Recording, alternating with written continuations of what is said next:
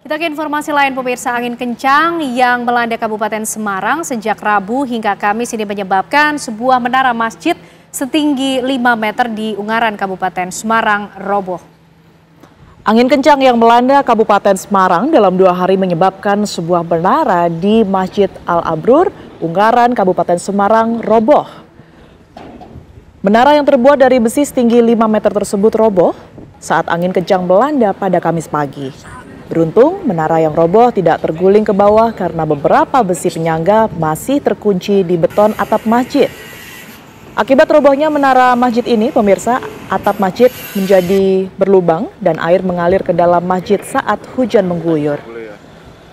Sementara itu, untuk menghindari kejadian lebih membahayakan, BPBD Kabupaten Semarang melakukan evakuasi menara masjid dengan cara memotong menjadi beberapa bagian.